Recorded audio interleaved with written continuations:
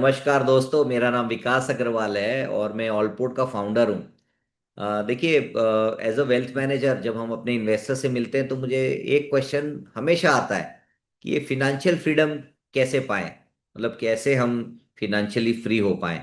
तो आज के इस वीडियो में हम चर्चा करेंगे कि फिनेंशियल फ्रीडम होता क्या है, कैसे इसे अचीव किया जाता है, और मैं आपको अपनी भी स्टोरी बताऊंगा कि मैंने अपनी फिनेंशियल फ्रीडम कैसे अचीव की बिफोर स्टार्टिंग दिस कंपनी। तो देखिए, सबसे पहले फिनेंशियल फ्रीडम में हमें इस बात को समझने की जरूरत है, जो आज हम इस बारे में चर्चा करेंगे कि सबसे पहले हम बात करेंगे कि इन्वेस्टमेंट्स में सेफ्टी क्या होता है, रिस्क कैस कितना होता है। दूसरी दूसरी बात टॉपिक पे हम चर्चा करेंगे कि ट्रू फिनेंशियल फ्रीडम एक्चुअली होता क्या है। तीसरी बात है कि कॉन्सेप्ट ऑफ पैसिव इनकम, कि कैसे पैसिव इनकम आपको आपको रेगुलर आपके डे टू डे लाइफ में काम आने वाला है। पैसिव इनकम होती क्या है, कैसे आप उसे पैसिव इनकम बिल्ड कर सकते हैं। फिर आते हैं बिल्डिंग फिनेंशियल फ्रीडम फंड, जो कि बहुत इंपॉर्टेंट है। एंड इसके बाद steps to achieve financial freedom and how to build financial freedom faster. अब फिनेंशियल फ्रीडम समझ तो आ गया कि कैसे बनाना है और क्या क्या स्टेप है, बट उसे फास्ट कैसे करना है, आज इस बारे में हम डिस्कस करेंगे। सो सबसे पहले इंपॉर्टेंट है कि डेफिनेशन क्या होती है। देखिए, फिनेंशियल फ्रीडम की मतलब ये आपका सबका अपना अपना व्यू हो सकता है। इसमें इसमें कोई सही और कोई गलत नहीं होता है। फॉर एग्जाम्पल, किसी के लिए ये होता है कि अर्निंग लॉट्स ऑफ मनी। तो किसी के लिए होता है कि भाई मेरे पास कोई डेट नहीं हो तो मैं फिनेंशियल फ्रीडम हूँ, मेरे ऊपर कोई लोन ना हो। तो बोलता है भाई मुझे बहुत लेविश वेकेशन करते हैं तो मुझे ऐसा लगता है मैं फिनेंशियली फ्रीडम हूँ।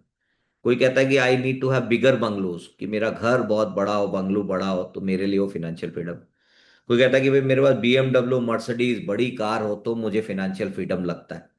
देखिए, इसमें कोई, जैसा मैंने कहा, कोई सही कोई गलत नहीं होता है। ये आपका अपना नजरिया होता है कि आपको किस चीज से लगता है कि फिनेंशियल फ्रीडम है। बट मैं अपनी बताता हूँ कि मेरी नजरों में फिनेंशियल फ्रीडम क्या होता है। मेरी नजरों में financial freedom is working because you want to work. आज मैं इस प्रोफेशन में हूं, ये मैं अपने पैशंस की वजह से, अपने पैशन की वजह से मैं काम कर रहा हूं, but not because I have to work. क्योंकि मैंने अपनी फिनेंशियल फ्रीडम जो है at the age of 40 achieve कर ली थी। तो आपने ये डिसाइड करना है कि, एंड मैं बहुत फॉर्चुनेट रहा हूँ, बहुत ही अपने आप को लकी मानता हूँ कि मैं, मुझे इस इंडस्ट्री में mutual fund, alternates, AIF, PMS industry में काम करने का मौका मिला अपने MBA के बाद में। और मुझे ये बहुत अर्ली समय में समझ में आ गया था कि ये फिनेंशियल फ्रीडम कैसे अचीव की जाती है। और मैंने इसमें ऑलमोस्ट 18 साल बहुत डिसिप्लिन के साथ में काम किया। और इसकी वजह से एट द एज ऑफ 40 में खुद का अपना ये बिजनेस प्लेटफॉर्म जो है मैंने ऑलपो टू बिल्ड किया। और जब मैंने प्लेटफॉर्म बिल्ड किया तो मेरा एक एम्बिशन था कि हम ये जो प्लेटफॉर्म रन करेंगे वो ऐसे रन करेंगे कि यहाँ पे किसी भी इन्वेस्टर को गलत एडवाइस नहीं दी जाएगी। पहली चीज ये थी। और दूसरी चीज थी कि हम कैसे लोगों को ज्यादा से ज्यादा फिनेंशियली अवेयर कर सके, ताकि वो अपनी लाइफ में फिनेंशियल फ्रीडम पा सके। सो देखिए, coming back to financial freedom, having enough money to make decision and choice that you want to make without having too much worry about money. आपको सबसे पहले ये इंपॉर्टेंट है समझने की कि फिनेंशियल फ्रीडम का मतलब क्या होता है। कि आप जो डिसीजंस लेंगे अपनी लाइफ में, जो चॉइसेस लेंगे, वो आप अपनी अपनी मर्जी से लेंगे, बट किसी मजबूरी से नहीं लेंगे कि भाई फिनेंशियल मेरे पास पैसे नहीं है इसके वजह से मेरे को ये लाइफस्टाइल जीनी पड़ रही है। So the true definition is that to become financial free you need to achieve the stage where your passive income is more than your expenses। आप समझे इसकी बात, इसका मतलब ये है कि आपके जो इनकम है और आपके जो एक्सपेंस है, वो एक्सपेंस कम हो और इनकम उस समय पे, इनकम तो आएगी नहीं क्योंकि आपने जॉब छोड़ दी है या आपने बिजनेस बंद कर दिया है। तो आपकी जो पैसिव इनकम जो बिल्ड करेंगे, जिसके बारे में हम आज चर्चा करेंगे, वो आपके एक्सपेंसेस से कम हो और वहां पे भी सरप्लस हो। तो आपको ये, that is a true definition of financial freedom to my mind. तो जैसा मैंने बोला कि आपकी passive income minus your expenses, मतलब आपके पैसिव इनकम ज्यादा होनी चाहिए और एक्सपेंसेस कम होनी चाहिए। तो फिर आप कह सकते हैं कि you are a financially free person. तो देखिए, अभी सोर्स क्या होते हैं पैसिव इनकम के, अभी ये भी समझना पड़ेगा कि पैसिव इनकम होती क्या और क्या सोर्स होते हैं। तो या तो ये हो कि आप कोई बिजनेस चला रहे हैं और आपने उसमें अपनी लीडरशिप के थ्रू बिजनेस को वहां तक लेके चले गए कि अब आपको आपके बिजनेस में आपकी जरूरत ही नहीं है और ऑटोमेटिकली वो सिस्टम्स और प्रोसेसेस के थ्रू रूट हो रहा है, और एवरी मंथ आपको सरप्लस आपके पास आ रहा है। एक तो ये तरीका हो गया। और दूसरा तरीका हो गया कि आप इन्वेस्टमेंट करें और उस इन्वेस्टमेंट से आपको प्रॉफिट हो, इंटरेस्ट आए, डिविडेंड आए, और ओवरऑल आपके पोर्टफोलियो में आपका पोर्टफोलियो ज़्यादा डिप्रिशिएट ना करे और आपको रेगुलर इनकम वहां से आती रहे। That is an ideal situation. ये दो सिनारियो हो सकता है। तीसरा सिनारियो इसमें एक और ऐड कर सकते हैं जो मैंने ऐड नहीं किया, कि अगर आपके पास कोई प्रॉपर्टी है और उसका कोई रेंट आ रहा है, आपने कोई शॉप ली है उसका रेंट आ रहा है, तो उसे भी पैसिव इनकम में माना जा सकता है। अब क्वेश्चन ये आता है कि building passive income from investment ये कैसे किया जाए। वही building sufficient fund through investing that can fulfil your current as well as future need. अब क्वेश्चन आता है कि भाई करंट नीड तो ठीक है, मुझे पता है कि आज मेरा 35,000 का एक्सपेंस है सपोज, बट ये फ्यूचर का कैसे निकाला जाएगा। मुझे क्या पता कि कब फ्यूचर में मेरे को कितना पैसा कहाँ लगने वाला है। तो देखिए उसका भी कैलकुलेशन होता है, आज हम मैं आपको वो कैलकुलेशन सिखाता हूँ। तो सबसे पहले ये समझना है कि हाउ मच फिनेंशियल फ्रीडम, मतलब कितना पैसा हमें जमा करना है। तो सबसे पहले तो आपको ये देखना है कि आपकी जो हाउस होल्ड इनकम है, जैसे आज 35,000 रुपये ने बोला, तो वो मीट हो रही हो, और अगले वो 20-25 साल तक के मीट होती रहे जिस दिन से आप छोड़ेंगे अपना काम। दूसरा, आपकी लाइबिलिटी जीरो हो, या अगर लाइबिलिटी है तो उसकी लाइबिलिटी के लिए फंड्स क्या अवेलेबल हैं, उसके बारे में चर्चा करेंगे। और तीसरा, present value of your financial goal. इसके अलावा भी आपके गोल हो सकते हैं, जैसे आपकी शादी है, शादी हो गई है तो आपके बच्चे हैं, उनकी पढ़ाई, वो बच्चों की शादी, ये जो मेजर गोल्स होते हैं लाइफ के, मैं उसके बारे में बात कर रहा हूँ। तो सबको आप लाइन से आज देखते हैं। देखिए सपोज ये आप हैं, दिस जेंटलमैन, और maybe I am talking about any working female for example. तो अगर आपकी एज समझो, मैं आज समझता हूँ 25 की है, मुझे बहुत आता है बच्चों का, जेनजीज का, कि भाई मेरी आज एज 25 है और मुझे कैसे करना चाहिए। और अगर आपकी लाइफ, हम मैं समझता हूँ लाइफ एक्सपेक्टेंसी अभी 70 साल एज्यूम करते हैं, ऑफकोर्स ये बढ़ने वाली है जैसे जैसे मेडिकल में एआई हेल्थ केयर में एंटर कर रहा है, बहुत सारे नए इक्विपमेंट आ रहे हैं जिससे इलाज बहुत अच्छा हो रहा है, और लाइफ एक्सपेक्टेंसी मुझे ऐसा लगता है इंडिया में 70 से बढ़कर 75 हो जाएगी आने वाले समय, बट मैंने 70 ली है। अभी समझो आपके पास में 35,000 रुपए का आज एक्सपेंसेस है, तो इसमें हम इन्फ्लेशन रेट 6% का ऐड कर रहे हैं। हमारा जो इन्फ्लेशन है, मैं आज उसके बारे में भी आपको दिखाऊंगा कि हिस्टोरिकली इन्फ्लेशन रेट क्या रहे हैं इंडिया में। बट उसको दिखाने के पहले मैं आपको बताता हूँ कि सपोज आज का इन्फ्लेशन रेट हमने पकड़ा 6% अगले कुछ वर्षों तक, और आपकी इंटरेस्ट इनकम 7.5% है।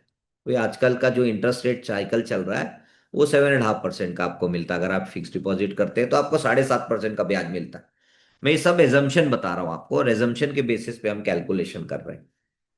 तो आपको जो है मोटा मोटी फिनेंशियल फ्री होने के लिए 1,41,00,000 रुपए चाहिए। आज आपके पॉकेट में अगर 1,41,00,000 रुपए है, तो आज से आप अपना फिनेंशियल फ्रीडम, आप अपने आप को बोल सकते हैं कि मैं फिनेंशियली फ्री हो चुका। दूसरा, अब इसमें आप कुछ लाइबिलिटी भी ऐड करते हैं। हो सकता है आपका कोई होम लोन हो। अभी आपका अगर होम लोन है, सपोज आपकी 35,000 की एक्सपेंस है, तो हो सकता है आपका होम लोन 21 लाख का हो। आपके पास एक कार भी हो सकता है, उसका आपकी एज अगर 26 है तो आपने कार भी खरीदी होगी कोई, तो उसका भी मान सपोज 4 लाख का लोन है। हालांकि लोन बहुत ज्यादा होते हैं आजकल, कोई भी कार आप देखेंगे 10-12 लाख के नीचे आज अवेलेबल नहीं है। बट मैंने एक सिनारियो बनाया जिसमें मैंने छोटा से छोटा कंजर्वेटिव एक्सपेंसेस लेके, और ये एक बिजनेस केस, एक एक एक केस स्टडी तैयार की है। और इसमें आपके कुछ समझो, मैं समझता हूँ कोई पर्सनल लोन भी ले रखा हो आपने, आ, या कोई एजुकेशन लोन होगा आपके ऊपर, बिकॉज अभी अभी आपकी जॉब लगी है। तो मैं समझता हूँ मोटा मोटी आपके पास 26 लाख रुपए की लाइबिलिटी है, 26,25,000। तो आज आपके पास अगर 26 लाख की आपको अगर लॉटरी लग जाती है, तो आज आप वहां से भी फ्री हो सकते हैं। नहीं, फिर तीसरा स्टेप एक और होता है। जैसा मैंने बोला कि आप कल को शादी करेंगे, आपकी शादी हो चुकी है, तो आपके बच्चों की एजुकेशन, बच्चों में सपोज 15 लाख रुपए का आज अगर स्टडी, कोई सी भी आप एमबीए कराते हैं, एमबीबीएस कराते हैं, तो मोटा मोटी 15 लाख रुपए का खर्चा है। लेकिन लेकिन 15 साल बाद ये 15 लाख रुपए की जो फ्यूचर वैल्यू होगी, वो मोटा मोटी 47 लाख रुपीज पहुंच चुकी होगी। तो इसका मतलब आज अगर हम 7.5% से, अगर सॉरी 12% से अगर हम अपना इन्वेस्टमेंट ग्रो कर रहे हैं, 12% में क्यों लिया इसका भी रीजन आपको बताता हूँ अगली स्लाइड में। तो आज आपको 8,69,000 चाहिए, तब आपके बच्चों की पढ़ाई होगी। और आज आपको आज की डेट में मोटा मोटी 10 लाख रुपए चाहिए, तब उनकी आप शादी कर पाएंगे। तो ये भी लाइबिलिटी जोड़ लीजिए। तो सारी लाइबिलिटी हम जोड़ते हैं। अच्छा, इसमें हमने इन्फ्लेशन रेट 8% लिया है, 2% ज्यादा लिया है। हमने कॉन्जर्वेटिव रिटर्न लिया है, और थोड़ा सा इन्फ्लेशन में थोड़े नंबर इन्फ्लेट करके बढ़ाए हैं। तो आपकी टोटल लाइबिलिटी देखिए, पहला हाउस होल्ड में आपको घर चलाने के लिए 1,40,00,000 रुपए चाहिए, 41 लाख। लोन पे करने के लिए 26,25,000 चाहिए। और जो आपके लाइफ के जैसे अदर गोल हैं, जैसा मैंने बोला, उसके लिए आपको 18,36,000 चाहिए। तो मोटा मोटी आज आपको 1.86 करोड़ चाहिए, अगर आज आपको फाइनेंशियली फ्री होना है। अब ये 1.81 करोड़, 86 करोड़ को कैसे हम देखते हैं? तो हम कुछ आपको मैं एग्जांपल्स बताता हूँ कि अगर आप फिक्स डिपॉजिट्स में आप करंट इन्वेस्टमेंट, सपोज आपका 8 लाख रुपए है। आप अगर 1-2 साल से जॉब कर रहे हो सकता है आपका पीपीएफ है 5 लाख रुपए। हो सकता है आपने म्यूचुअल फंड में 10 लाख रुपए डाले होंगे इन्वेस्टमेंट, एक एज्यूम लिया है, क्योंकि आप आपने जस्ट आपने जॉब चालू की है या बिजनेस चालू किया है। तो आपके पास में 23 लाख रुपए हैं सपोज। तो टोटल कॉर्पस उस समय 1.86 करोड़ का चाहिए था। उसमें हमने सोचा कि 23 लाख रुपीज हम निकाल देते हैं। तो कंक्लूजन ये है कि आप फिनेंशियल फ्री अभी नहीं हैं। आपने आपका डेफिसिट जो है वो 1.63 करोड़ का है। आपको 1.63 करोड़ रुपीज और कमा के इन्वेस्ट करना है। अब क्वेश्चन आता है कि भाई 1.86 करोड़ है, इसको मैं अगर 5 साल में कंप्लीट कर देता हूं, 5 साल में कमा के, तो मैं फ्रीडम हो जाऊंगा, फाइनेंशियल फ्री हो जाऊंगे? बिल्कुल हो जाओगे। बट उसके लिए हमने सोचा कि चलो कितना पैसा लगेगा, तो मंथली मोटा मोटी आपको 2 लाख रुपए सेव करने पड़ेंगे। आप बोलेंगे भाई 2 लाख रुपए तो मेरी सैलरी नहीं, मैं कैसे सेव करूंगा? तो फिर दूसरा ऑप्शन है कि फिर आप ये 5 साल में ना करके पूरा फाइनेंशियल फ्री 10 साल में फ्री हुई। अगर आप 36 में भी फाइनेंशियल फ्री हो जाते हैं तो क्या बुरा है इंडिया में। तो उसके लिए आपको 68,000 रुपीज जमा करने पड़ेंगे। अब आप बोले भाई 68,000 भी मेरे को थोड़ा ज्यादा लग रहा है विकास जी। तो ठीक है जी, आप 15 साल बाद, अभी उम्र आपकी 26 है, तो आप जब आपकी 40s की उम्र चालू होगी, उस समय आप फिनेंशियल फ्री हो जाइए। तो 15 साल के लिए आपको फिर भी मोटा मोटी 31,000 रुपये मंथली जमा करना पड़ेगा। मैंने यहाँ पे 13% का रिटर्न लिया है। तो thing is, the early you start, sooner you can achieve the deficit. इस डेफिसिट को पूरा करने के लिए आपको 15 साल की प्लानिंग करनी पड़ेगी। So what do you expect from from the investment? आप क्या एक्सपेक्ट करते हुए? सेफ्टी हो, उसका टैक्स एफिशिएंसी हो, रेगुलर उसमें रिटर्न आए, और ईज ऑफ लिक्विडिटी हो। ये नहीं कि मैंने कोई खरीद ली, घर खरीदा या कोई शॉप खरीदी, अब मैं बेचने जा रहा हूं तो उसे कोई खरीद ही नहीं रहा है। तो ऐसे में तो आप फिनेंशियल फ्रीडम नहीं हो पाए कर पाएंगे, अपनी अचीव नहीं कर पाएंगे फ्रीडम। तो हमारे जो जाने माने प्रसिद्ध निवेशक हैं जिनका नाम वॉरेन बफेट है, ये मेरा सौभाग्य है कि मेरे को इनसे मिलने का मौका मिला। 2013 में मैं यूएस गया था, और वहां पे मैंने बर्कशायर हाथवेज का एजीएम अटेंड किया, और उनसे मैं ये सीख के आया। दो चीज सीख के आया मैं। पहला चीज उन्होंने बोला कि the first rule of investment is don't lose the money. And the second rule is, which is check the rule number 1 again, and that is not to lose money. So आपने ऐसा इन्वेस्टमेंट करना है जो बहुत ज्यादा speculative ना हो nature में। अब क्वेश्चन ये कि भाई सेफ है क्या? आप सेफ्टी की बात कर रहे हो, आज मैं 100 रुपए अलमारी में रख देता हूं, अब जब जरूरत होगी तो 1.31 करोड़ जब मेरे को फाइनेंशियल फ्रीडम है वहां से निकाल लूंगा। नहीं, 100 रुपए अगर आपने लॉकर में रखे होते तो उसकी वैल्यू जो है 10 साल बाद में घट जाती है। अब कैसे घटती है, मैं आपको वो भी सिखाता हूं। देखिए, हमारे यहाँ पे जो हमारा जो दुश्मन है, सबसे बड़ा दुश्मन है, जो ये प्रकृति में मैं बोलूंगा कि एक बहुत बड़ा दुश्मन है हम सभी प्रोफेशनल्स का, वो है इन्फ्लेशन, महंगाई। महंगाई की दर जिसे बोलते हैं। तो अगर 100 रुपए आपके पास में होता सपोज, और ऑन एन एवरेज इन्फ्लेशन आप हमारे इंडिया का हिस्ट्री देखते हैं, मैं अभी आपको दिखाने वाला हूं। तो अगर आपके पास 100 रुपए होते 1979 में, तो आज उसकी घट घट के, आपको पता है वैल्यू क्या होती? उसकी घट घट के वैल्यू आज मात्र 2 रुपए और 66 पैसे बचती है। अब देखिए, 100 रुपए अगर आपके पास होता, तो inflation erodes the purchasing power of your money every year. हर साल ये 7 साढ़े 7% से आपका पैसा कम हो रहा है। ये बहुत इंपॉर्टेंट स्लाइड है, आप इसमें समय बिताइएगा। अच्छा जी, आप कैसे बोल सकते हैं 7.5% विकास जी? देखिए जी, मैंने 1979 से 2025 पिछले साल तक का डेटा निकाला, और मैं आपको ईयर ऑन ईयर इन्फ्लेशन बता सकता हूँ, ये गवर्नमेंट नंबर है। आप बिलीव नहीं करेंगे, 1980 में हमारा इन्फ्लेशन 11% था, और 1981 में, ये मेरा डेट ऑफ बर्थ है, मतलब ईयर ऑफ बर्थ है, जब मैं पैदा हुआ, तो मुझे भी नहीं पता था कि उस समय, उस साल भारतवर्ष में 13.11% की महंगाई दर अर्जित हुई है, रिकॉर्ड हुआ है। आप सोचिए, 13% मतलब कितनी तेजी से महंगाई बढ़ी है।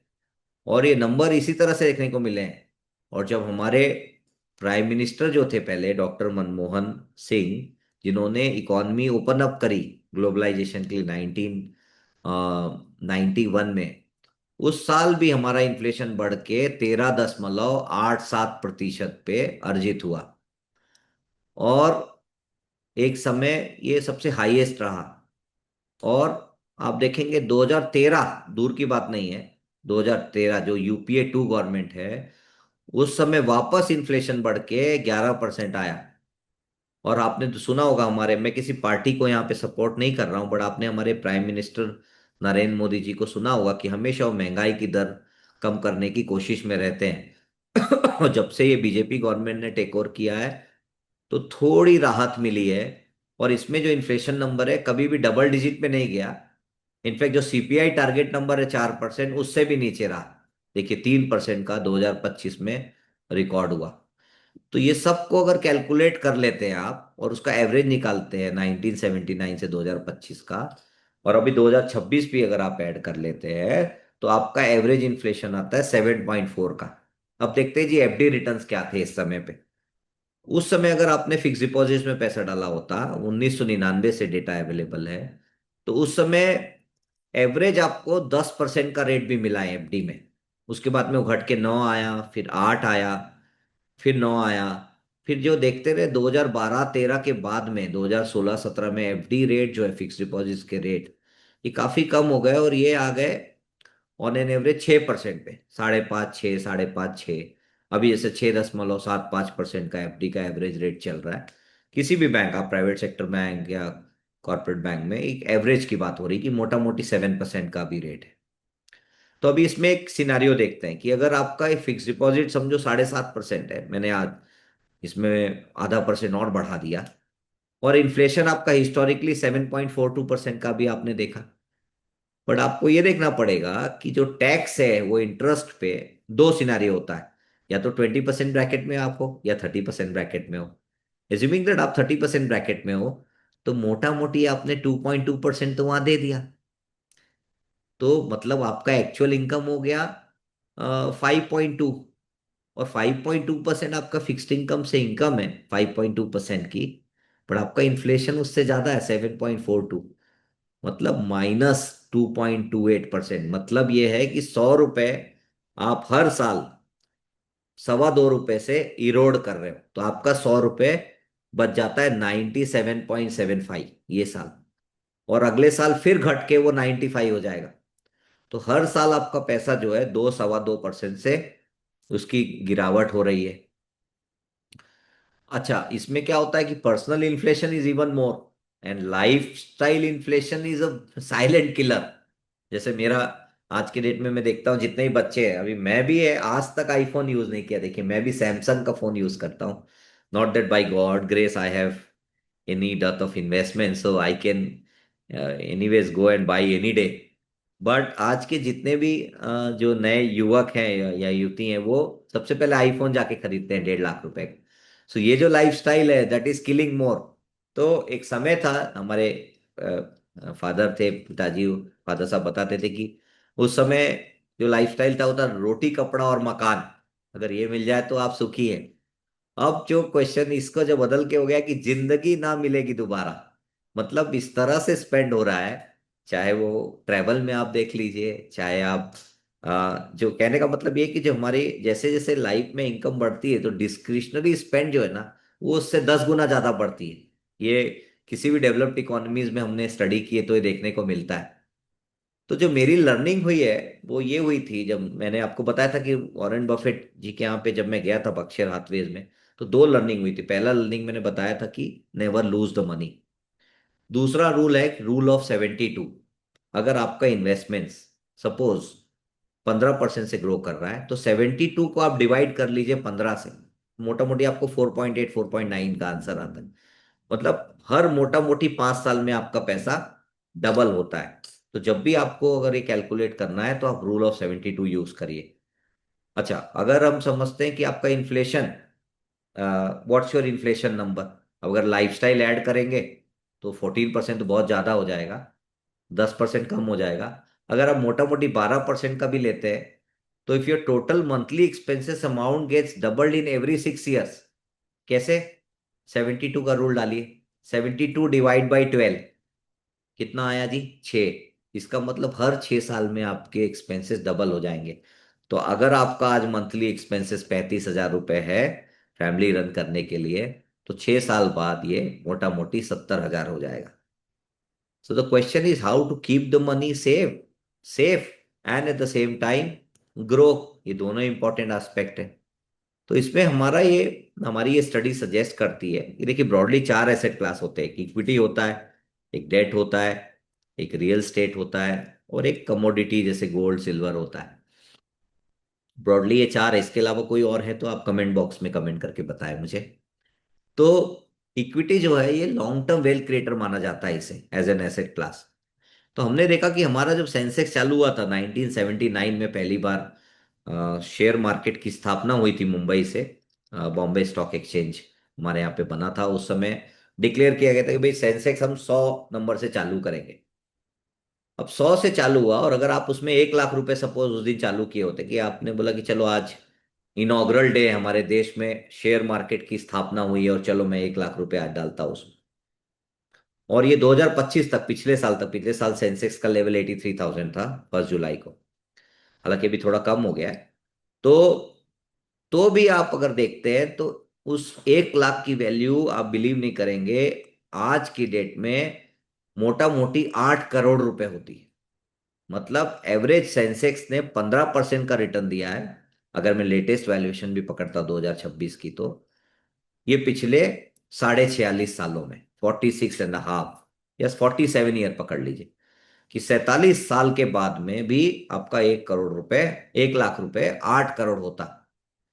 तो इसमें क्या रिस्क इन्वॉल्व है? इसमें प्रोबेबल रिस्क इन्वॉल्व है, मार्केट रिस्क जिसके बोलते हैं, जिसे बोलते हैं probability of getting the negative return in the given period of time is called market risk. कि भाई इसमें मार्केट, शेयर मार्केट में तो बहुत रिस्क होता है कहते हैं। तो आज वो भी समझते हैं कि कितना रिस्क होता है।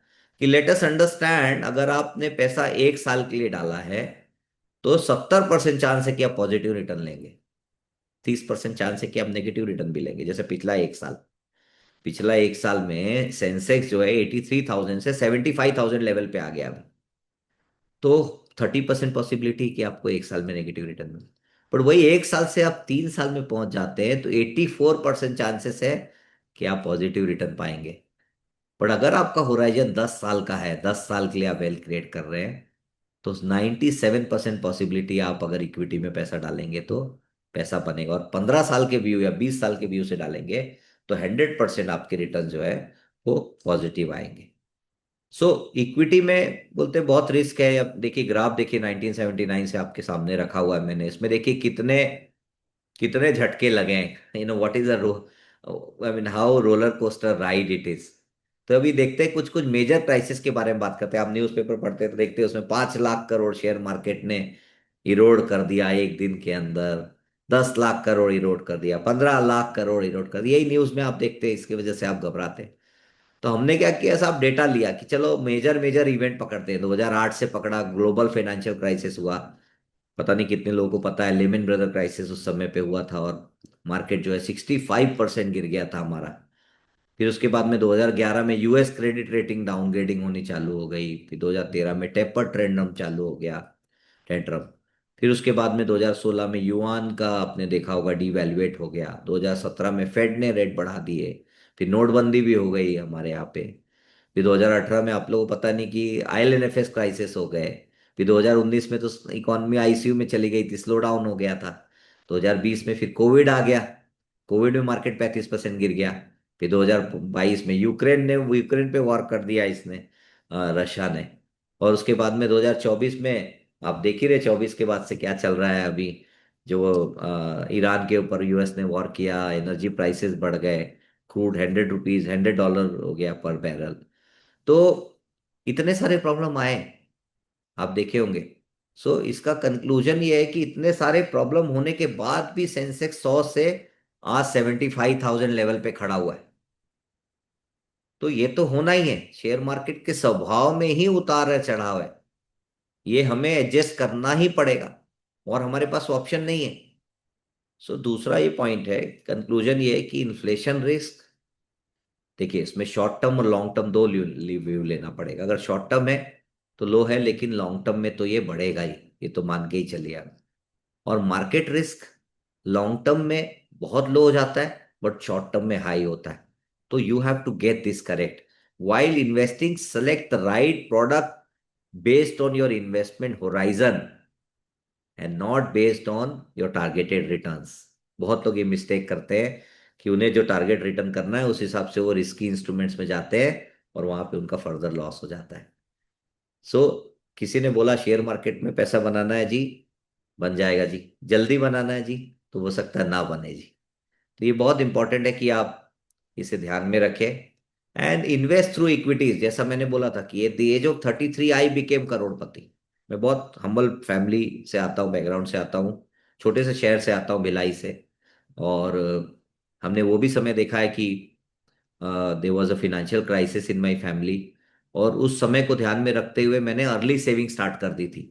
और क्योंकि मैंने बोला कि मैं म्यूचुअल फंड इंडस्ट्री में, मैं फॉर्चुनेट था कि मैं इस इंडस्ट्री में एंटर कर गया था 2002 में। और अ, उस हिसाब से मैंने SIP अपनी स्टार्ट कर दी थी। पर अगर इस बंदे को, जिसे मैंने बोला 1.69 करोड़ अगर उसे अचीव करना है, तो मैंने आपको थोड़ी देर पहले स्लाइड दिखाया था कि आज की डेट में उसको मंथली 1,96,000 जमा करना है। मैं बोलता हूँ वो पॉसिबल नहीं है, बट 15,000 रुपये महीने तो पॉसिबल है ना।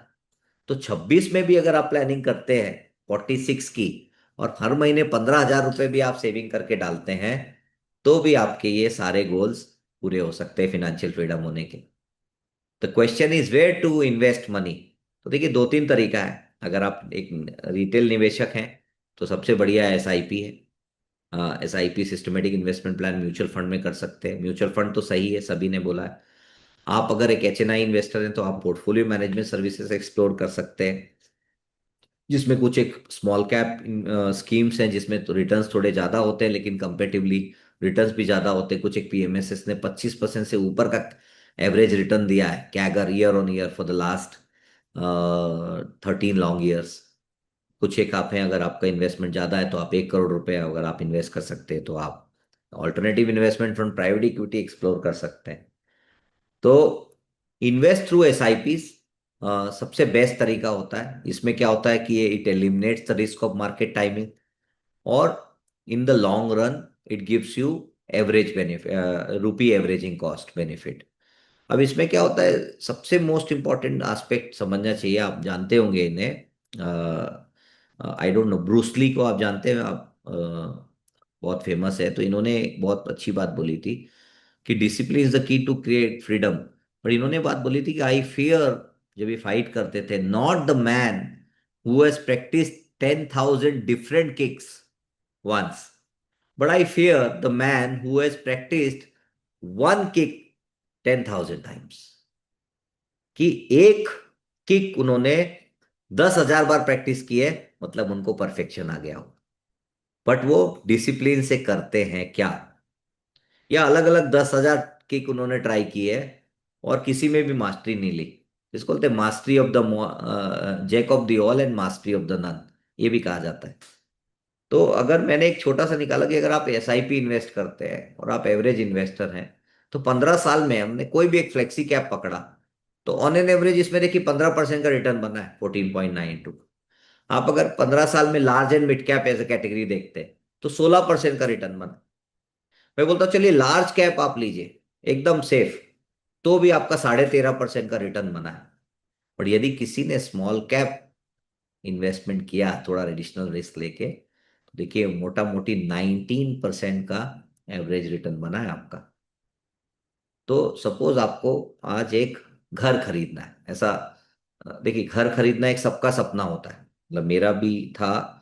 और जितने भी मैं अपने रिश्तेदारों से डिस्कस करता हूँ, घर खरीदना सबका रिश्तेदार एक एक सपना होता है।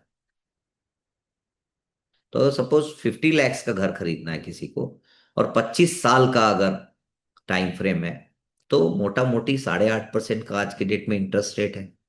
तो आपकी ईएमआई बैठेगी 40,000। लेकिन उस घर को ईएमआई देते देते देते देते 25 साल में एक्चुअल में आप 50 लाख नहीं देते हैं, आप 1,20,00,000 रुपए देते हैं उस घर को खरीदने के लिए। और अगर उसकी कीमत 1 करोड़ रुपए है, आप कहते 50 लाख में आज कौन सा घर मिलेगा विकास। तो ठीक है जी, अगर उसकी कीमत 1 करोड़ रुपए है, तो मतलब 2,40,00,000 रुपए आपको देना है। So do you want to get back to EMIs, और you want to start SIP and achieve your financial freedom. ये चॉइस आपका है, किसी ने आपको बोला नहीं है। ये चॉइस आपने लेना है, ये एक पर्सनल डिसीजन होता है। तो दूसरा तरीका ये है कि आज अगर ये 25 साल आप अगर इन्वेस्ट करते हो, और मैंने रिटर्न्स और कम करके 12% कर दिए जी, कि चलो आगे हो सकता है बेस बड़ा होगा तो 15% का रिटर्न नहीं आएगा जी, 12% का रिटर्न आ सकता है। तो 12% का अगर रिटर्न आता है, और आज आपको 50 लाख का अगर वो इन्वेस्टमेंट अमाउंट का टारगेट रखते हैं, तो 8,600 रुपए की आप एसआईपी करते हैं, तो टोटल आपने 25 साल में 25,80,000 रुपए दिए। लेकिन जब आप वो निकालेंगे, तो 1,46,00,000 रुपए होता है 25 साल में। तो और मैंने रिटर्न्स क्या एज्यूम किया, 12%। तो आपने डिसाइड करना है कि क्या मैं एसआईपी करके अमाउंट को बढ़ा के, और कुछ अमाउंट मैं वहां से 50-50 कर सकता हूं, कि कुछ प्रॉफिट बुक करके डाउन पेमेंट करके घर खरीदूं, या आज मैं एक घर खरीदता हूँ, पहले कुछ इन्वेस्टमेंट करके सेव करके, जो मैंने किया अपनी लाइफ में। मैंने इन्वेस्टमेंट अर्ली स्टार्ट कर दिया था, प्रॉफिट बुक किया थोड़ा सा, उससे डाउन पेमेंट किया, घर खरीदा, ईएमआई भी मैनेज करी, और एसआईपी भी कंटिन्यू किया। तो ऐसा हाइब्रिड कोई रूल नहीं है, इसका कोई सही गलत नहीं है, ये आपने डिसाइड करना है। तो आपको घर भी मिल गया, और आप एवरेज एसआईपी भी करते रहे, ये भी करते रहे। जब मार्केट पीक आउट होता था, तो मैं थोड़ा सा प्रॉफिट निकाल के होम लोन में डाल देता था। मैंने होम लोन जल्दी से खत्म कर दिया, मैंने 2008 में होम लोन लिया था, लेमन ब्रदर क्राइसिस के टाइम पे, मुझे याद है। और 2000, मुझे याद है 14 या 15 में, मैंने 15 में लोन खत्म कर दिया था। तो इस तरह से भी आप पार्ट पेमेंट करके कर सकते हैं। So start your journey towards freedom, and most important aspect is that you think about your own journey. आप एक पेपर में लिखिए, अपनी लाइबिलिटी लिखिए, अपने फाइनेंशियल फ्रीडम के नंबर्स लिखिए, सारे एक्सपेंसेस लिखिए। और इनकेस आप चाहते हैं कि हमारे यहाँ से कोई फाइनेंशियल प्लानर आपकी मदद करे, तो आप दिए गए नंबर पे आप फोन कर सकते हैं या वो ईमेल कर सकते हैं, हमारी टीम आपको जल्दी से जल्दी कांटेक्ट करेगी, और आप फिनेंशियल फ्रीडम की तरफ अग्रसर हों। So disclaimer, this presentation is only for internal purpose and should not be shared or consider as promotional material. And with that, I would like to take your leave. Thank you so much, आपने मुझे patient hearing दी। और आपको अगर हमारा ये content पसंद आया, तो प्लीज़ कमेंट में आप लिख के बताएं। आप हमारे चैनल को सब्सक्राइब भी कर सकते हैं, ताकि इस तरह के हम और भी वैल्यू एड आपको फ्यूचर में कर सके, और इससे हमारी टीम का मोटिवेशन बढ़ेगा, और हमें और तैयारी के साथ, इन्वेस्टमेंट टीम के साथ और भी नए आपको पहलूज अगले सेशन में हम बताएंगे। इसके साथ मैं आपकी इजाज़त लेता हूँ, धन्यवाद। मेरा नाम विकास अग्रवाल है, और मैं फाउंडर हूँ allportfunds.com का। Thank you.